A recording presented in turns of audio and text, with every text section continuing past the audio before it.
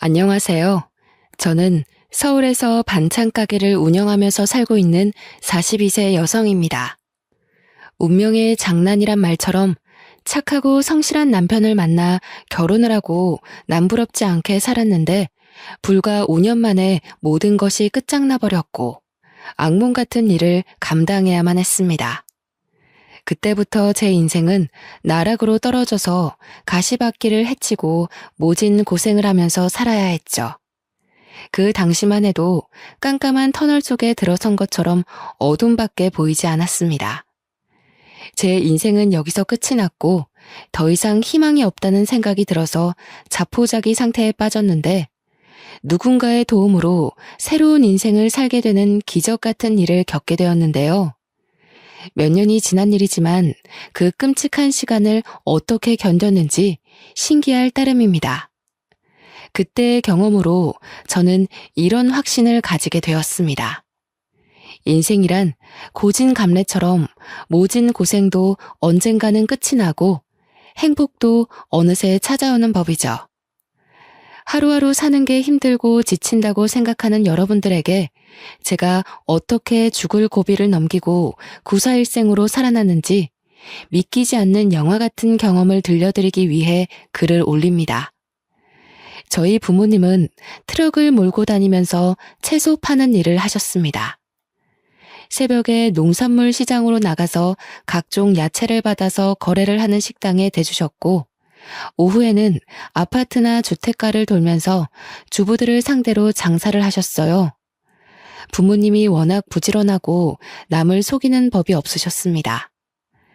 다른 트럭이 질이 안 좋은 야채들을 싸게 팔아도 아버지도 정직하게 좋은 상품을 팔아야 한다고 하셨어요. 조금이라도 더 팔려고 손님들을 속이면 절대 안 돼. 당장은 돈 벌지 몰라도 나중에는 그것 때문에 반드시 망하게 된다. 아버지는 이런 식으로 장사를 하셔서 아버지를 믿고 오는 단골들이 많으셨죠. 아버지께서 먹고 살기 위해서 닥치는 대로 일을 해오시다가 친척의 소개로 엄마를 만나게 되셨습니다. 결혼을 한 뒤로는 중고 트럭을 사서 두 분이 같이 야채를 팔기 시작하셨어요. 그런데 두 분이 같이 일을 하니 어린 저를 맡길 곳이 마땅치 않았습니다. 유치원 종일반에 맡기면 됐지만 부모님께서 새벽 3시에 일어나서 농산물 시장에 가야 해서 유치원에 맡겨도 소용이 없었습니다. 그래서 부모님은 저를 트럭에 데리고 다니셨어요. 그래서 제게는 아버지의 트럭이 침실이었고 놀이터였죠. 부모님께서 식당에 납품을 하러 갈 때면 식당 아주머니들의 예쁨을 받곤 했어요. 아이고, 우리 이쁜 미경이 왔구나. 어린 것이 고생이 많아. 밥은 먹고 나왔니? 단골 식당에 들리면 식당 아줌마들께서 저를 아주 예뻐해 주셨어요. 제게 요구르트나 귤 같은 걸 챙겨주시면서 기특하게 바라봐 주셨죠. 그 중에서도 7년째 단골인 부부가 같이 식당을 운영하는 곳이 있었습니다. 그 식당 주인을 만나게 된 계기도 참 특별했죠. 부모님이 채소를 팔아보려고 식당마다 찾아다니면서 고정적으로 거래해보자고 부탁할 때였습니다. 사장님, 채소 거래하는 곳 없으면 저희가 싸게 드릴게요. 제일 좋은 물건만 드릴 테니까 한 번만 거래해보세요. 아유, 갑자기 와서 왜 그러세요? 우린 채소 대주는 사람이 따로 있어요. 대부분의 식당은 거래처가 있다는 이유만으로 거절했는데 그 식당 주인은 첫 만남에서 흔쾌히 채소를 받겠다고 수락했습니다. 오, 안 그래도 거래처 좀 찾으려고 했는데 야채를 아주 좋은 걸로 골라오셨네. 좋아요. 계속 가지고 오세요. 주인 아저씨 말로는 시장에 직접 나가서 채소를 사고 있었다고 합니다. 마침 고정적으로 대주는 거래처를 찾고 있었는데 저희가 나타난 거죠.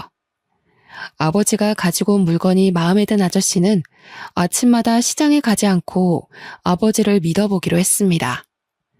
그렇게 시작된 거래가 7년이 넘게 이어지고 있는데요. 그 식당 주인 부부는 아주 좋으신 분들이었습니다. 저를 보면 늘 사탕이나 과자를 챙겨주었고 가끔씩 용돈을 주기도 하였습니다. 그럴 때마다 저희 엄마가 급하게 말려보았지만 소용없었죠. 어이구, 사장님, 그러지 마세요. 애 버릇 나빠져요. 아니에요. 내 딸 같아서 그래요. 미경아, 괜찮아. 어서 받아. 제가 엄마 눈치만 보고 있으니까 주인 아줌마께서 웃으면서 용돈을 주었어요. 그 식당 주인 부부에게는 저와 동갑인 아들이 있었습니다. 시간이 지나서 제가 초등학생이 되자 주인 아줌마께서 농담처럼 저를 며느리로 삼겠다고 하셨죠. 미경아, 너 나중에 누구랑 결혼할래? 아줌마가 제일 좋다며. 그럼 우리 진수랑 결혼해야지. 네, 전 진수랑 결혼할 거예요. 결혼해서 진수랑 아줌마랑 같이 살래요. 어린 마음에 결혼한다는 의미도 잘 모르고 하는 소리였죠. 그럴 때마다 진수가 부끄러워하면서 아주머니 뒤에 숨어 있었는데요. 장사를 하는 부모님 영향을 받아서 그런지 저는 낯을 가리지 않았지만 진수는 아니었습니다. 부끄러움이 많았고 저를 좋아하는 것 같아 보였지만 늘 수줍어하면서 아무 말도 못했어요. 진수의 소극적인 성격은 고등학생이 되자 더 심해졌습니다. 나이를 먹을수록 서로 마주쳐도 피하는 지경에 이르자 제가 먼저 다가가 보려고 노력했습니다. 진수야, 요즘 톡 못 봤는데 잘 지냈어? 오랜만에 마주쳤길래 제가 웃으면서 진수에게 인사를 했죠. 그런데 진수가 얼굴을 붉히면서 도망가 버렸습니다. 그 모습을 본 아줌마도 어이없는 표정을 지으셨는데요. 어이구, 사내 놈이 저렇게 숫기가 없어서 어째. 진수야, 오랜만에 네 여자친구 왔는데 왜 그러냐? 같이 밥이라도 함께 하자고 해야지. 주인 아줌마는 농담 반 진담 반으로 저를 며느리로 점찍어 두고 있었습니다. 고등학생이었지만 방학이 되면서 몸이 불편해진 엄마를 대신해 제가 아버지를 따라다니고 있었거든요. 오래 본 사이이기도 하고 그 모습을 예쁘게 봐주셔서 절 볼 때마다 진수랑 사귀라고 하셨죠. 어른들한테 잘 보이려고 아버지를 따라다닌 것은 아니었습니다. 저도 아버지의 뒤를 이을 생각이 있어서 고등학교를 졸업할 쯤에 이야기하였습니다. 아빠, 나 대학 갈 생각 없는데 아빠 대신 장사하면 안 돼? 나도 채소 고르는 법은 다 알아. 뭐? 말도 안 되는 소리 하지 마. 전문대라도 갈 생각을 해야지. 20살도 안 된 기집애가 장사는 무슨 놈의 장사야? 아버지는 제 말을 끝까지 들어보지도 않고 안 된다고 하셨어요. 하지만 저는 매일같이 고생만 하는 부모님이 너무 안쓰러워서 편하게 대학에 갈 수 없었습니다. 대학 등록금을 생각하면 제가 장사를 하는 게 더 속 편했거든요. 더군다나 공부에 관심이 없기도 하였습니다. 고등학교를 다닐 때만 해도 매일 수업 듣고 숙제를 하는 게 지겨웠습니다. 이해도 안 되는 수학 문제를 풀거나 영어 단어를 외워야 하는 것 자체가 싫었죠. 그래서 대학에 가서 그 짓을 또 몇 년간이나 하느니 운전면허를 따서 아버지 대신 장사를 해볼 생각을 했던 겁니다. 저는 몇 번이나 아버지에게 공부보다 장사가 내 적성에 맞다고 이야기했습니다. 그랬더니 결국 아버지께서 포기하시고 대학 진학 대신에 장사를 배워보라고 하셨습니다. 그래, 우선 면허부터 따라. 아버지가 한 번 했다면 장사하는 법 가르쳐 줄게. 아버지는 제가 운전면허를 쉽게 따지 못할 거라고 생각하셨나 봐요. 제가 한 번에 면허를 따버리니까 갑자기 한숨을 쉬시면서 물어보시더라고요. 미경아, 공부가 그렇게 하기 싫으니? 평소엔 책상에 앉아있지도 않더니 면허 따라고 하니까 하루 온종일 앉아있는 거 보고 놀랬다. 당연하지. 공부 말고 장사하면 누구보다 잘할 자신 있어. 그리고 아버지 몸도 안 좋잖아. 얼른 나한테 장사하는 법 알려주고 아버지도 쉬어. 얼마 전부터 아버지의 허리디스크 증상이 악화되던 찰나였습니다. 오래 앉아있지 못하셨고 무거운 물건도 들지 못했어요. 그래서 누군가 옆에서 도와줘야 했죠.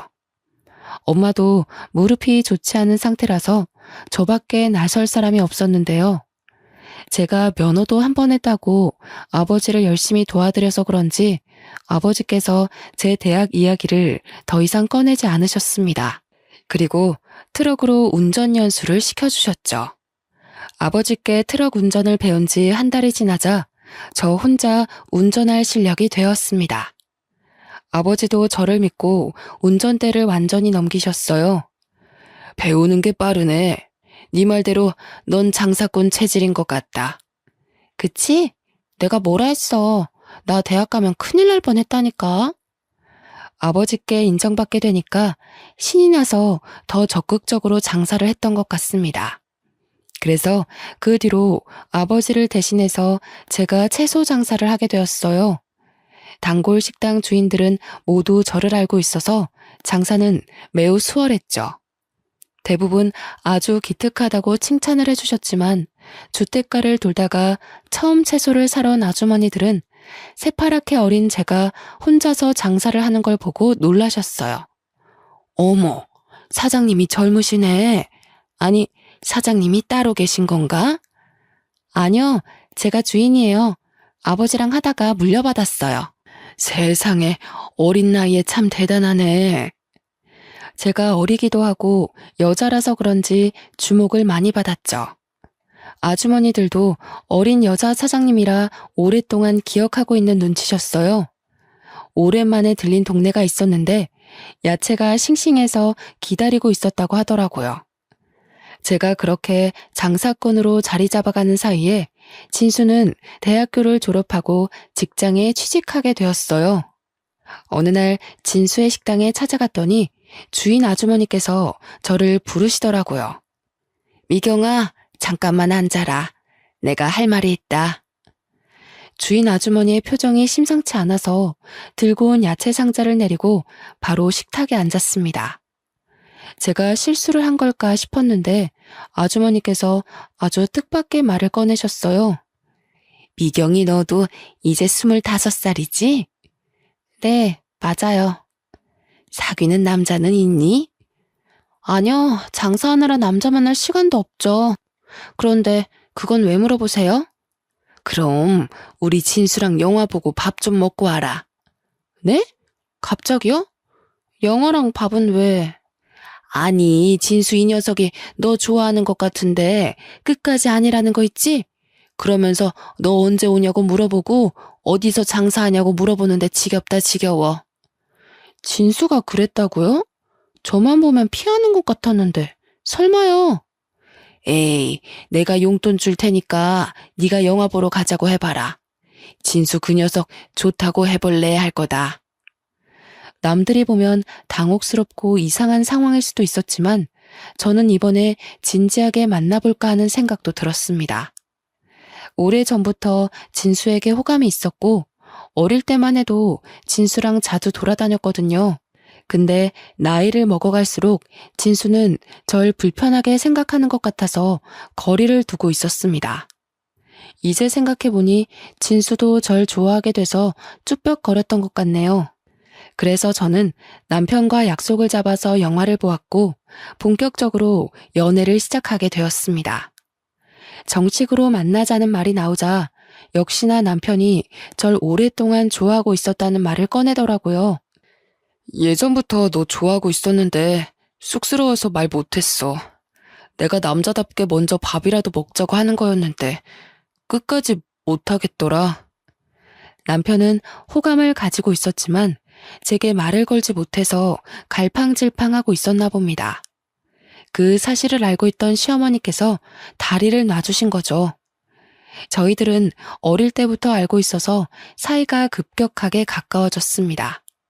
사귄 지 1년 만에 결혼 이야기가 나왔죠. 상견례 자리부터 결혼식 당일 신혼생활까지 더할 나위 없이 행복했습니다. 20년 넘게 알고 지내서 친부모나 다름이 없는 시부모님과 같이 사니 시댁살이가 아니라 제 친정에 남편이 들어와서 처가살이 하는 것 같더라고요. 제가 집안일이라도 하려고 하면 시어머니가 다가와 말린 적도 있었습니다. 아유, 방금 장사하고 들어온 애가 무슨 설거지야. 넌 가서 좀 쉬고 있어라. 설거지는 내가 하마. 아니에요, 어머님. 제가 할 테니까 어머님이 쉬세요. 네 시아버지가 보면 며느리 부려먹는다고 역정낸다. 어서 들어가서 쉬고 있어. 여자 혼자 장사를 하는 것도 걱정을 많이 하셔서 장사도 접게 되었습니다. 시부모님의 식당 일을 돕게 됐는데 장사 일보다 수월했어요. 저를 언제나 딸같이 챙겨주시는 것은 물론 야채 파는 일보다 돈을 많이 벌었으니까요. 식당을 찾아오는 손님도 많고 정신없어서 점심 장사가 끝나고 잠깐 한가해지면 시어머니는 한사코 저를 쉬게 만드셨습니다. 시아버지도 제가 일하는 걸 볼 때마다 이렇게 말씀하셨죠. 아가, 시애미는 뒀다가 무엇에 쓰려고 그래? 그냥 시애미가 하게 둬라. 아버님, 어떻게 어머님한테 시키겠어요. 당연히 제가 해야죠.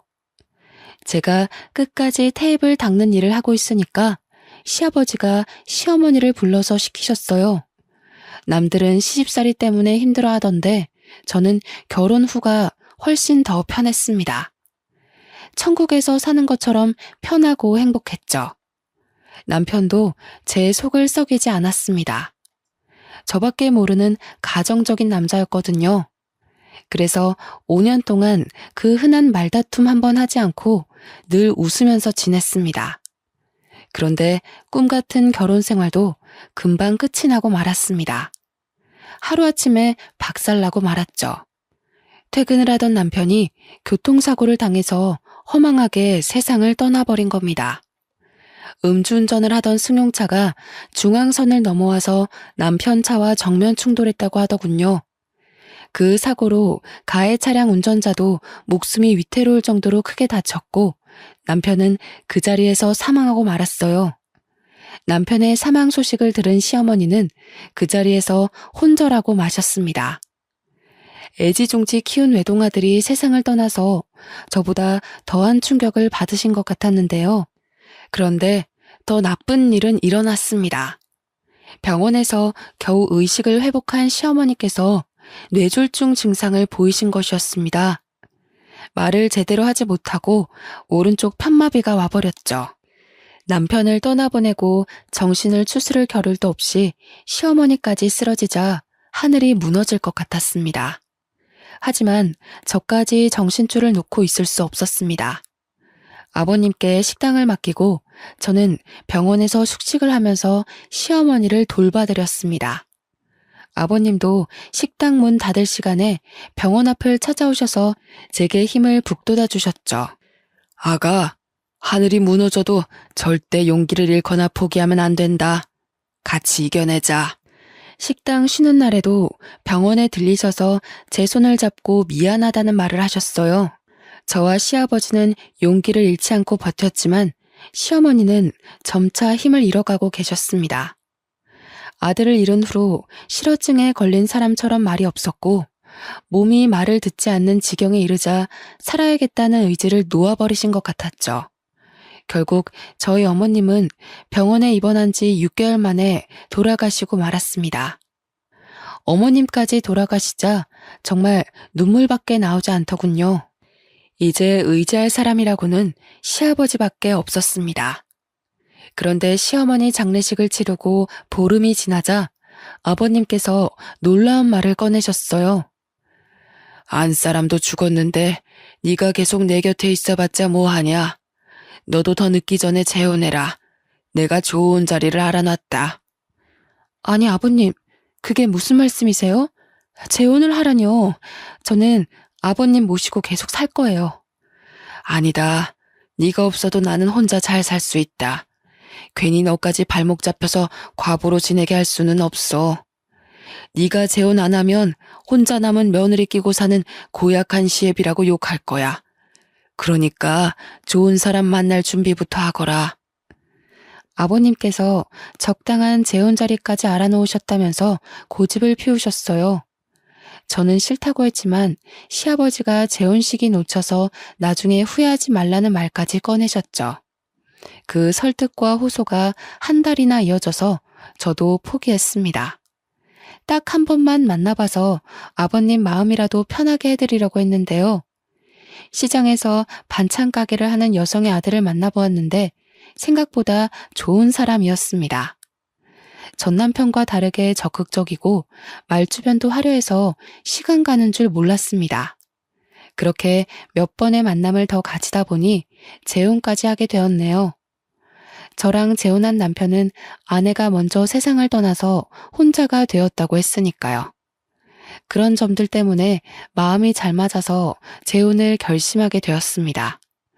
그런데 그 결혼 하지 말았어야 했습니다. 막상 재혼하고 나니 제가 생각한 재혼 생활이 아니었거든요. 시댁살이하게 된 첫날 어머님께서 저를 보자마자 식당 이야기를 꺼내셨습니다. 이혼 전에 식당에서 일해봤다며? 반찬이나 음식은 잘하겠구나. 네, 웬만한 건 돌아가신 시어머니께 다 배웠어요. 그럼 됐다. 내일부터 가게에 나와서 일 거들어라. 재혼한 뒤에 만난 시어머니는 다짜고짜 자기가 운영하는 가게에서 일을 시켰습니다. 시어머니가 반찬 가게를 하니 며느리가 돕는 건 당연한 일이었지만 시어머니가 저를 대하는 태도가 남달랐습니다. 며느리가 아니라 식모를 대하는 것 같더라고요.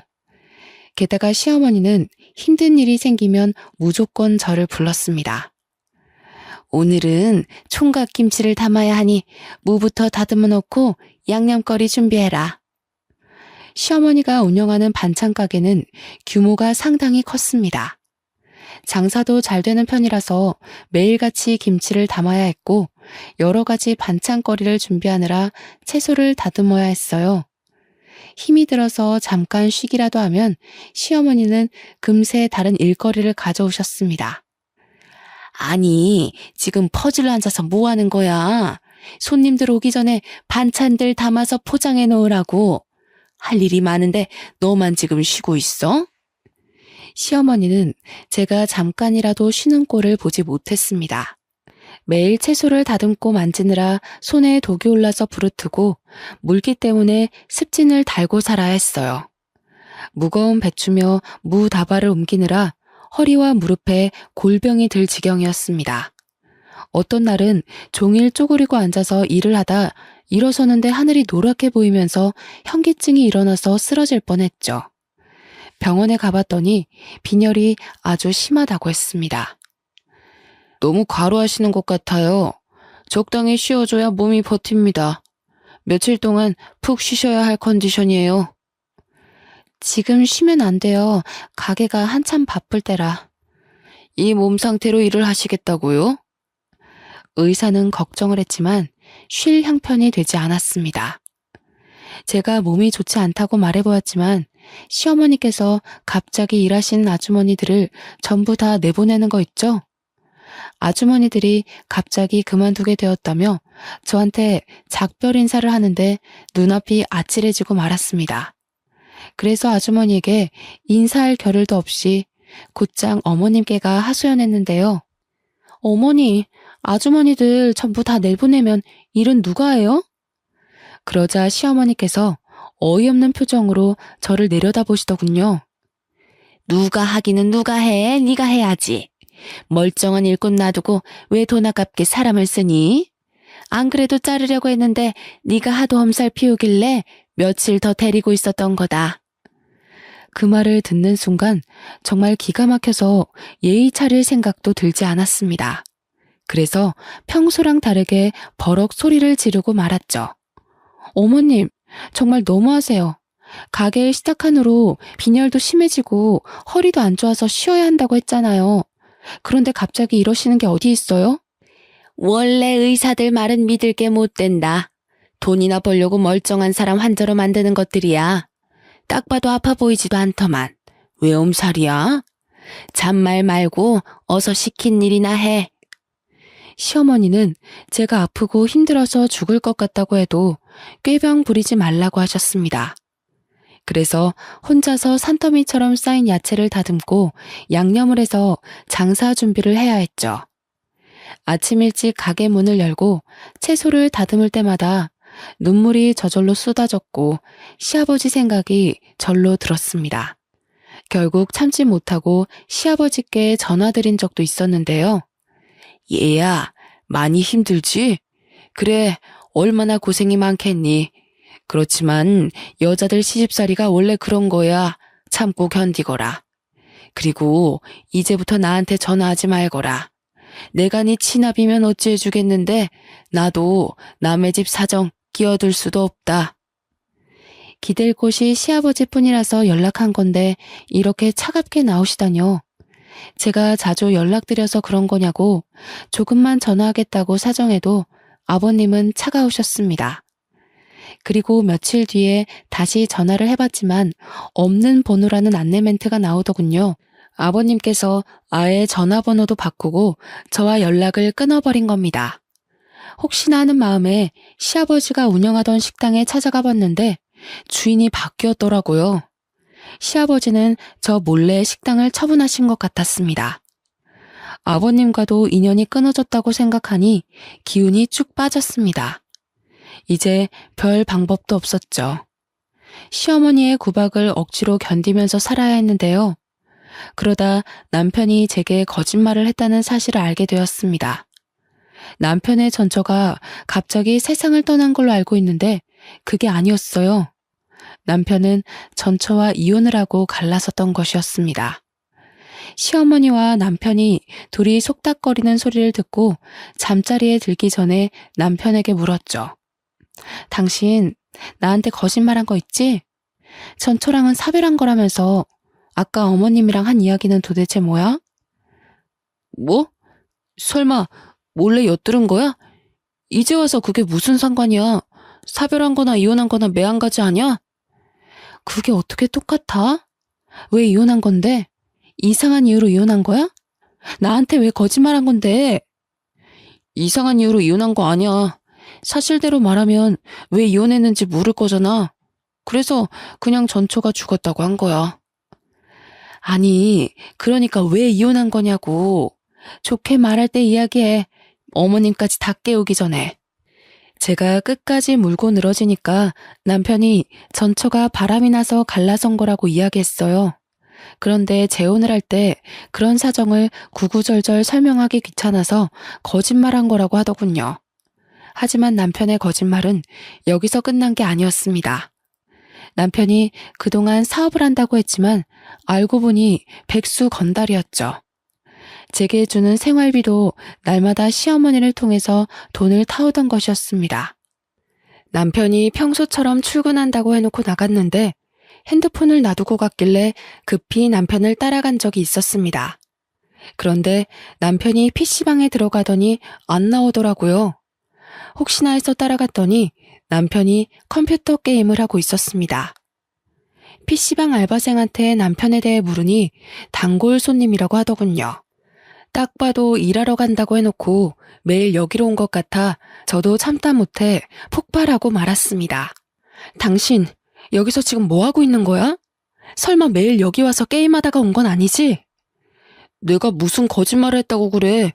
지금도 사업 준비 중이야. 여기는 어쩌다 한번 온 거라고. 그럼 나한테 말을 해야지. 당신 이혼도 그렇고 도대체 왜 날 속이는 거야? 백수면 백수라고 솔직하게 말해야지. 왜 사업가 행세를 했냔 말이야. 엄마한테 돈 조금씩 받아서 투자하고 있었어. 아무것도 모르면서 따지고 들지 마. 지금 그게 중요해? 날 몇 번이나 속인 거냐고 따지는 거잖아. 당신 이거 말고 속인 거 있어? 좋게 말할 때 다 불어. 아이고, 그래. 나 백수라고 다 떠들고 다녀라. 동네 사람들 다 알겠다. 나 백수라고 소문내서 속이 시원하냐? 조금만 기다려봐. 곧 준비하고 있는 사업 대박나면 너 같은 것도 얄짤 없으니까. 남편이 저한테 삿대질을 하면서 오히려 큰 소리를 치길래 저도 목소리를 높였죠. 결국 알바생에게 쫓겨나고 집으로 돌아왔지만 남편은 나아지지 않았습니다. 1년이 지나도록 남편이 준비한다는 사업은 시작도 하지 못했는데요. 하지만 저는 매일 뼈 빠지게 고생하느라 날이 갈수록 삐쩍 말라가고 있었습니다. 제가 녹초가 되도록 몇 사람 몫의 일을 해낸 덕분에 시어머니는 시장을 벗어나서 건물의 1층에 반찬 가게를 열게 됐네요. 그러던 와중 단골 손님까지 생겨서 단체 주문을 받게 되었습니다. 저희 가게의 단골 손님 중에 부잣집 사모님들이 몇 분 계셨는데 김장철이 되자 사모님들이 단체로 자기들 김장을 시어머니에게 부탁한 겁니다. 무려 70포기의 김장을 해달라는 것이었죠. 시어머니는 그 주문을 기다렸다는 듯이 덥석 받아버렸습니다. 저는 당연히 아줌마들 몇 명을 동원해서 김장할 줄 알았는데 그게 아니었습니다.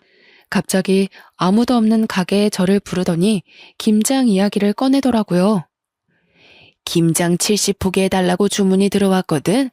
내일 아침에 트럭 한 대가 올 거다. 배추랑 무 싣고 오는 트럭이니까 그 트럭 오자마자 바로 시작하거라. 어머님, 설마 그 많은 김장을 저 혼자 하라는 건 아니죠? 설마 하는 마음에 물어보았지만 제 불길한 예감은 맞았습니다. 시어머니는 아주 당연하다는 듯이 고개를 끄덕이고 있더군요. 김장 70포기 정도는 너 혼자 충분하잖아. 당연하게 사람 불러달라고 하고 있니? 전 어이가 없어서 입이 다물어지지 않았죠. 그 일을 혼자 하다가는 죽을 수도 있겠다는 생각이 들어서 얼른 정신을 차리고 소리쳤습니다. 어머님, 제가 일하는 기계도 아니고 그 많은 김장을 어떻게 혼자 해요? 전 못해요. 아니, 인연이 어디서 눈을 부라리고 대들어? 너 혼이 나야 정신을 차릴 거냐? 어머님께서 앙칼진 목소리로 고함을 지르더니 갑자기 제 뺨을 때렸습니다. 그 뺨을 맞는 순간 제 정신도 번쩍 들었죠. 왜? 이제 정신이 좀 드냐? 어느 집안 며느리가 시어머니한테 대들어? 한 번만 더 대들었다간 다리를 분질러 버릴 거야. 기가 막히고 분했지만 충격을 너무 심하게 받아서 눈물조차 나오지 않았습니다. 마음 같아서는 당장 짐 싸들고 친정으로 가고 싶었지만 그럴 수도 없었죠. 부모님 두 분 다 건강이 좋지 못해서 병원에 계셨기 때문입니다. 아무리 힘들어도 몸이 아픈 부모님께 상처를 주고 싶지 않았습니다. 그래서 몰래 눈물을 흘리며 잠도 자지 못하고 밤을 지새웠는데요. 다음 날이 되자 김장거리를 실은 트럭이 왔습니다. 날씨는 거의 한겨울처럼 매서운 바람이 불었죠. 저는 꽁꽁 언 손을 입김으로 불어가면서 배추를 다듬기 시작했습니다. 그런데 아무리 해도 끝이 보이지 않더군요. 이를 악물고 부지런히 손을 놀려봐도 배추가 줄어들지 않았습니다. 몸은 점점 아파오고 손이 얼어붙어서 감각이 점점 없어지고 있었습니다. 그러다가 무거운 양동이를 들어 올렸는데요. 그 순간 눈앞이 캄캄해지면서 의식을 잃고 말았습니다. 겨우 정신을 차리고 눈을 떠보니 병실에 누워있더라고요. 제 옆에는 낯익은 분이 앉아 계셨습니다. 온화하면서 따뜻한 눈빛으로 쳐다보길래 순간 누군가 싶었죠. 멍하니 그 얼굴을 바라보고 있는데 순간 시아버지라는 생각이 들었습니다. 아버님. 아가, 이제 정신이 드냐? 3년 동안 연락이 끊어져서 무척이나 반가웠어요. 그땐 저를 차갑게 내친 것은 기억도 나지 않고 말도 없이 사라진 것도 떠오르지 않았습니다. 그저 아버님을 만났다는 생각만으로 기운이 나서 시아버지의 손을 꾹 잡았는데요. 제가 왜 이제야 나타났냐고 눈물을 흘리자 시아버지께서 우연히 반찬 가게를 들렀다가 의식을 잃고 쓰러져 있던 저를 발견하고 병원으로 옮겼다고 이야기해 주었습니다. 그래서 저도 모르게 그동안 당했던 일들을 다 이야기해버렸습니다. 아버님께서 제 이야기를 듣고 가만히 고개를 숙이고 있더니 몇 번이나 한숨을 내쉬더군요. 정말 막대 먹은 사람이구나. 며느리한테 이런 짓을 하다니. 난 그것도 모르고 이제 남남이라고 내쳤으니 말이다. 널 볼 면목이 없다. 시아버지는 제가 어떤 취급을 받으면서 지내는지 나중에 알게 되었다고 하셨어요. 재혼해서 잘 살 거라고 생각했는데 단순한 시집살이를 넘어서서 못된 시어머니와 백수건달인 남편을 만났다는 사실을 알고 급하게 저를 찾아오신 거였죠. 정말 미안하다. 믿을 만한 사람이라서 너한테 소개시켜 준 건데 이렇게 될 줄 몰랐다. 멀쩡히 잘 사는 애를 괜히 재혼시켰다. 내가 잘못했어. 아버님께서 눈물을 흘리시길래 저도 같이 눈물을 흘렸습니다. 그날 하루 온종일 울었던 것 같네요. 시어머니는 다음 날이 돼서야 병원에 오셨습니다. 그리고 제게 김장 걱정부터 꺼내는 거 있죠? 아니, 세상에 김장하다 말고 퍼질러 누워있으면 어쩌자는 거야? 보니까 멀쩡하네. 당장 일어나서 김장하러 가. 그때 잠깐 병실 밖에 나갔다 들어온 시아버지께서 시어머니를 보셨습니다. 저를 다그치는 모습을 보고 대뜸 소리를 치기 시작했죠. 김 여사, 지금 뭐 하는 거야? 당신 때문에 일하다 혼절한 애한테 무슨 말 같지도 않은 소리를 하고 있어. 깜짝 놀란 시어머니는 시아버지를 보더니 바로 고개를 숙였습니다. 아이고, 건물주님이 여길 어떻게 오셨어요? 건물주라니. 시어머니가 아버님께 쩔쩔매는 걸 보고 깜짝 놀라고 말았습니다. 시어머니가 하는 말을 들어보니 아버님께서 저희 반찬 가게가 새 들어가 있는 건물 주인인 것 같더군요. 당신 그렇게 안 봤는데 인간이 아니구만. 당장 내 건물에서 나가. 아이고, 제발 살려주세요. 저희 며느리 생각해서 싸게 세주시기로 했잖아요. 계약서 썼으면서 왜 그러세요? 시아버지의 불호령에 시어머니가 사색이 돼서 싹싹 빌었습니다. 시어머니가 유독 아버님께 약한 이유가 있었습니다. 아버님께서 월세만 싸게 해주신 것이 아니라 시어머니에게 돈까지 빌려줬더라고요. 아버님이 5천만 원짜리 보증금을 대신 내줬는데 시어머니는 몰래 저를 못 살게 굴었던 거죠. 아버님은 은혜도 모르는 년이라고 시어머니를 건물에서 쫓아내겠다고 하셨습니다. 물론 5천만 원도 당장 달라고 소리치셨는데요. 어머님이 그 소리를 듣고 허리를 몇 번이나 숙이며 사과를 하고 있었습니다. 아유, 죄송합니다. 며느리가 꾀병 부리는 줄 알았어요. 다 나을 때까지 설거지도 안 시킬 테니까 이번만 어떻게 봐주시면 안 될까요? 그럼 지금 가서 김장 다 하고 오세요. 그러면 쫓아내진 않을 테니까. 네? 그걸 어떻게 혼자서 해요? 며느리는 젊어서 그렇지 저는 나이 먹을 대로 먹었고. 딱 봐도 우리 며느리 아픈데 일 시켰구만. 싫으면 당장 짐 싸서 나가세요. 아니에요. 할게요. 할 거니까 기다려주세요. 시어머니가 병원을 나서니까 아버님도 감시해야겠다며 따라 나서더군요. 시어머니는 시아버지의 감시하에 혼자서 70포기의 김장을 담아야 했습니다. 몸살이 나서 사흘 동안 알아누웠다는 말을 전해 듣고 어찌나 속이 시원하던지요. 게다가 다시 병문안을 온 시아버지께서 충격적인 소식을 이야기해 주셨습니다. 내가 3년 만에 널 찾아온 이유가 있다. 나한테 남은 시간이 별로 없어서 유언이라도 남기고 싶었어. 유언이라뇨? 도대체 그게 무슨 말씀이세요? 한 달 전에 시한부 판정을 받았다. 몇 개월 안에 죽을 거라고 하니까 너밖에 생각나지 않더라. 네가 힘들게 살고 있다는 사실도 늘 마음에 걸렸는데 잘된 일이지. 제가 놀라서 얼굴이 새하얗게 질렸는데도 아버님께서 태연하게 웃어 보이셨습니다. 시아버지는 저와 연락을 끊은 뒤에 식당을 처분하고 30년 넘게 모은 재산을 모두 털어서 건물을 사셨다고 했어요. 그 뒤로도 계속해서 쉬지 않고 일을 했는데 전부터 피곤하고 몸이 좋지 않았다고 합니다. 하지만 나이가 들면서 생기는 자연스러운 현상이라고 생각하고 별 생각 없이 넘겼다고 하죠. 어느 순간 숨쉬기가 어렵고 기침이 갑자기 나는 일이 많아진 것도 모자라 얼마 전에는 피를 토하셨다고 해요. 그래서 병원에 가보니 폐암 말기 판정을 받았다고 합니다.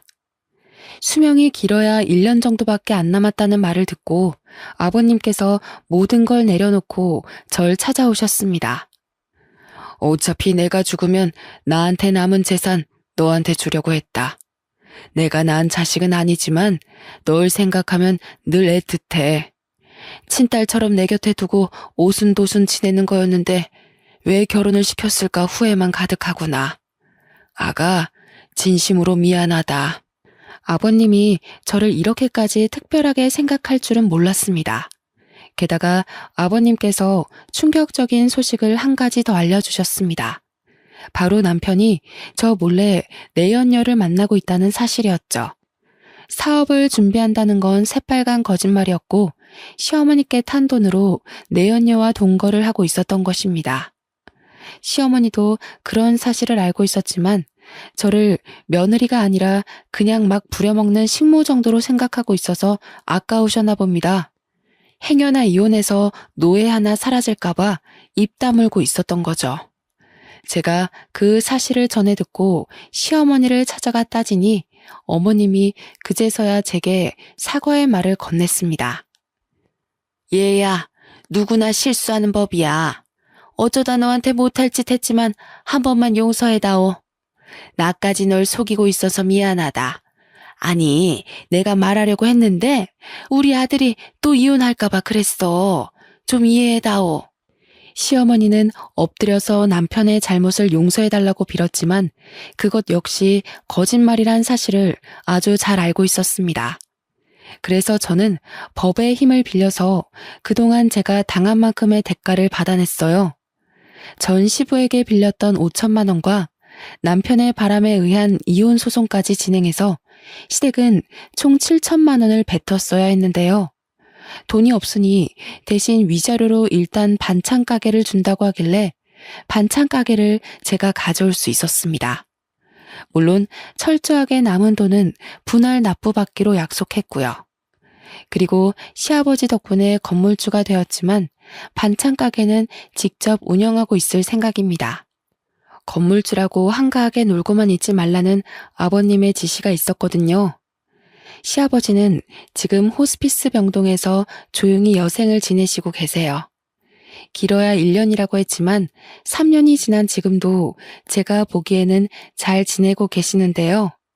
매일 아버님을 찾아뵙고 정성을 다해 돌봐드릴 때마다 기적적으로 아버님의 건강이 좋아져서 같이 살 수 있게 되면 좋겠네요.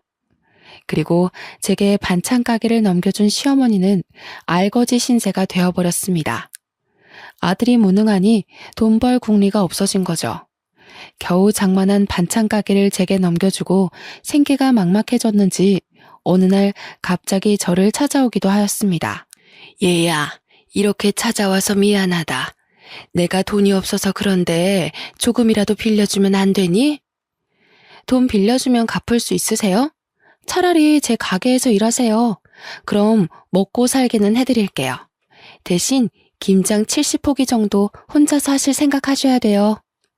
시어머니는 어이없는 표정으로 저를 바라보았지만 다른 방법이 없었죠. 제가 할 마음 없으면 돌아가라고 하니 어머님께서 그렇게 하겠다고 말씀하셨습니다. 그래서 지금도 어머님께서 제 반찬 가게에서 죽을 힘을 다해서 일을 하고 있습니다. 남들이 보면 정말 못된 며느리, 인성 쓰레기인 여자라고 욕할지도 모릅니다. 소문이 어떻게 흐르는지 몰라도 동네 사람들이 저를 흉보고 있더라고요. 그래서 제가 직접 가서 그동안 제가 어떤 수모를 겪었는지 전부 다 이야기해 주었습니다. 그 뒤로 동네 사람들이 어머님을 보는 눈빛이 달라졌습니다. 어머님도 그 사실을 눈치챘는지 어느 날은 모자를 푹 눌러쓰고 오시더군요. 실컷 복수해서 그럴까요? 이제는 어머님한테 연민만 남아 있습니다. 골골대면서 일하시는 게 다 보여서 조금씩 할 일을 줄여드리고 있죠. 어머님이 아예 쓰러지실 때까지 일을 시키면 저도 똑같은 여자가 될 테니까요. 시어머니도 고마웠는지 웬일로 집에서 반찬을 만들어서 제게 준 적도 있습니다. 시댁살이 할 때 맛있게 먹던 반찬을 기억하고 계셨나 봐요. 그 반찬이랑 밥을 먹고 있으니 기분이 이상하네요. 역시 사람은 오래 살고 볼 일입니다. 여러분은 제 사연 어떻게 들으셨나요? 저보다 더 힘들게 사신 분들도 계실 테지만 아픔을 견뎌낸 이야기를 공유하고 싶어서 이렇게 사연글을 보내봅니다. 여러분들은 부디 이런 아픔 없이 무던한 인생을 보내시길 바랍니다. 감사합니다.